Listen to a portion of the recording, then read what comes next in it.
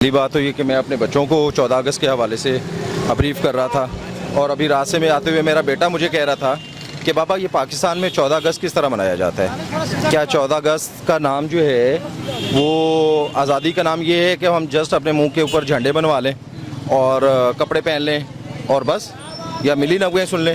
یعنی اس کے کہنے کا مطلب یہ تھا کہ آزادی کچھ اور ہے، اس کے اندر یہ احساسات ہیں کہ ہمارے بزرگوں نے آزادی جو حاصل کی ہے وہ اپنا خون دے کے آزادی حاصل کی ہے، وہ اپنے مالوں کی قربانیاں دے کے حاصل کی ہے، وہ اپنی جائیدادوں کی قربانیاں دی ہیں، اپنے بوڑھوں بچوں جوانوں کی قربانیاں دی ہیں، تو ہم ان قربانیوں کو رائگاں کر رہے ہیں۔ آج کی ہماری نوجوان نسل، جیسے میرا یہ ایک چھوٹا بھائی کھڑا ہوا ہے پانجا پکڑ کے ساتھ، میں اگر اس سے یہ سوال کروں کہ کیا یہ آزادی جو ملی تھی وہ خون دے کے ملی تھی یا باجے بجا کے ملی تھی، یا اگر میں یہ کہوں کہ یہ آزادی ہمیں ناچ گانے دے کے ملی تھی یا اپنی بیٹیوں بہنوں اور اپنے بیٹوں کی قربانیاں دے کے ملی تھی، تو یقینی بات یہاں کھڑے ہوئے تمام لوگ اس بات سے متفق ہوں گے، چاہے وہ بزرگ ہیں چاہے وہ ینگسٹر ہیں، وہ اس بات سے متفق ہوں گے کہ ہم نے خون پسینہ دے کے آزادی حاصل کی ہے۔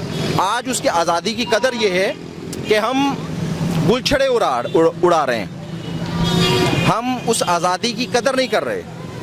میں اپنے نوجوانوں سے یہ سوال کرتا ہوں کہ اس وقت ہمارے بزرگوں نے تو نعرہ لگایا تھا کہ پاکستان کا مطلب کیا؟ لا الہ الا اللہ۔ تو کیا آج اس لا الہ الا اللہ کا مطلب یہ ہے کہ آپ سڑکوں پر نکلیں اور گانے باجے بجائیں اور بس؟ پاکستان تو حاصل کیا گیا تھا نفاذ اسلام کے لیے، نہ کہ نفاذ کفر کے لیے۔ آج ہم آزادی منا رہے ہیں یورپ کے پیٹرن کے اوپر، جبکہ ہم نے پاکستان حاصل کیا تھا اسلام کے پیٹرن کے اوپر۔ آج پاکستان مختلف قسم کے گھمبیر مسائل میں گھرا ہوا ہے۔ ہماری نوجوان نسل کو یہ سوچنا چاہیے کہ اس آزادی کی ہم نے قدر کیسے کرنی ہے۔ ہم نے اس پاکستان کو جو لا الہ الا اللہ محمد رسول اللہ کے نام پر حاصل کیا گیا تھا، ہم نے لا الہ الا اللہ محمد رسول اللہ کو اس پر نافذ کیسے کرنا ہے۔ آج ہم مغربی غلام ہیں، فزیکلی بھی اور ذہنی طور پر بھی، نظریاتی طور پر بھی ہم مغربی غلام ہیں۔ ہمیں اس نظریاتی غلامی سے کس طرح نکلنا ہے؟ ہمارے حکمران طبقہ جو ہے وہ بھی اسی بات کو فیور کر رہے، جو مغربی نظریات ہیں کہ آزادی کا مطلب یہ ہے کہ بھائی آپ سڑکوں پر آئیں، گانے باجے بجائیں، ناچ گانے کریں اور بس۔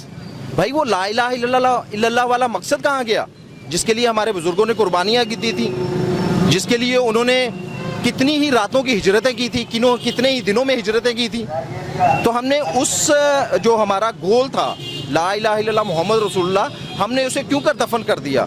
آج ہماری نوجوان نسل کا یہ حق بنتا ہے کہ وہ لا الہ الا اللہ محمد رسول اللہ اس کو زندہ کرے، اس کا حق ادا کرے جس کے لیے پاکستان حاصل کیا گیا تھا، نہ کہ مغربی نظریات کو لے کے ناچ گانے کر کے بس آزادی دل کو بہلانے کے لیے غالب خیال اچھا ہے، بلکہ اس سے تو دل بھی نہیں بہلتا، دماغ بھی نہیں بہلتا۔ ٹھیک ہے، تو یہی میرا پیغام ہے کہ نوجوان نسل مسلمان ہونے کے ناطے لا الہ الا اللہ محمد رسول اللہ کی طرف آئے اور اسی کو پاکستان میں نافذ کرنے کے لیے کوشش کرے۔ اسی کے لیے ہم آزاد ہوئے تھے، وگرنہ ہم آزاد نہیں ہیں، وگرنہ ہم قید ہیں۔ اچھا سر، یہ جو لڑکے سلنسر نکالتے ہیں تو ان کے بارے میں آپ کیا کہیں گے؟ نکالنے چاہیے؟ گزارش یہ ہے کہ اپنے مکتب سے اگر دور نکل جاؤ گے خاک ہو جاؤ گے، افسانوں میں ڈھل جاؤ گے۔ اپنی مٹی پہ تو چلنے کا سلیقہ سیکھو، سنگ مرمر پہ چلو گے تو پھسل جاؤ گے۔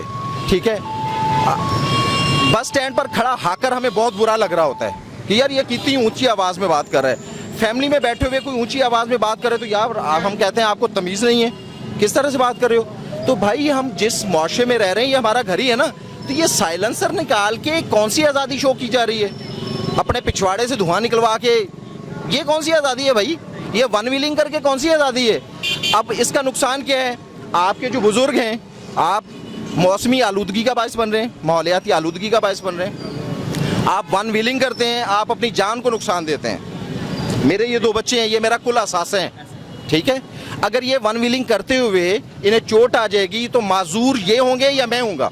میرے یہ بھائی یہاں بچے کھڑے ہوئے ہیں، اگر ان میں سے کسی کو حادثہ پیش آئے گا، کسی کی ٹانگ ٹوٹے گی، کسی کا بازو ٹوٹے گا، کسی بھی قسم کی کوئی اور چوٹ آ جاتی ہے تو معذور وہ نہیں ہوں گے، معذور در حقیقت ان کے والدین ہو جائیں گے جس نے ایک تغاری اٹھا کے اسے پالا ہے، جس نے کسی کی اوے سن کے اسے پالا ہے۔